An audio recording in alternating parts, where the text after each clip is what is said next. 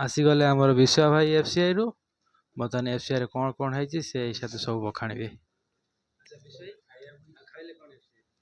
ଟିକେ ମୁଁ ବ୍ୟସ୍ତ ଅଛି। ମୁଁ ଆମ ଖର୍ଚ୍ଚଟେ ଫାଷ୍ଟ ଗଲି ଟିଫିନଟେ କରିକି ଗଲି, ତାପରେ ସେଠି ଯାଇ ଚା ଜଳିଖିଆ ଆଉ ଥଣ୍ଡା ଟିକେ ପିଇଲି। ପାନ ପୁଡ଼ିଆ ଖର୍ଚ୍ଚ ଅଛି, ଆଉ ଦ୍ୱିପହରେ ମିଲଟେ ଖାଇକି ଘରକୁ ଆଇଲି ଆଉ। ଗରମ ବହୁତ ହଉଥିଲା, ଟିକେ ଗରମ ଯୋଗୁରୁ ମୁଁ ଟିକେ ଲେବର ମାନଙ୍କୁ ସାହାଯ୍ୟ କଲି, ଥଣ୍ଡା ଫଣ୍ଡା ଟିକେ ଦେଇଛି। ସେତିକି କହି ମୁଁ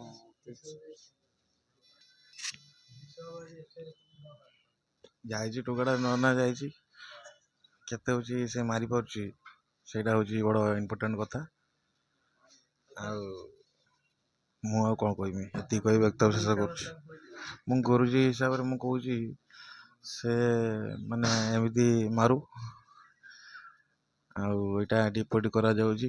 ଏଇଟା ଗୋଟେ କିଛି ମାନେ ଆଜି କିଛି ଖର୍ଚ୍ଚ ଫର୍ଚ୍ଚ କିଛି ହବନି, ଏକାଥରେ ବଡ଼ ଆକାରରେ ଗୋଟେ ଆମେ କରିମୁ ବୋଲି ପ୍ଲାନିଂ ଅଛୁ। ଦେଖାଯାଉ ଆଗକୁ ଯଦି ଯୋଉ ଅନୁସାରେ ବଜେଟଟା ହବ, ଯଦି ଆମକୁ ବଜେଟ କୋଳେଇବନି ତାହେଲେ ଆପଣମାନେ କେହି ଇନଭଲ୍ଭ ହେଇପାରିବେନି, ଆମେ ଦୁଇ ଜଣ ଯାଇକି କୋଉଠି ଯାଇକି ବସିବା। ଆଉ ଯଦି ବଜେଟଟା ଯଦି ହେଲା ମାନେ ହଁ ଗୋଟେ ହେଇଛି, ତାହେଲେ ସେଇଠି ବସିକି ଆପଣ ମାନେ ମଟନଟା ଡାକିକି ମଟନଟା କରିବା, ଚିକେନ କରିବା, ଯାହା କରିବା କଥା କରିବା ହେଲା।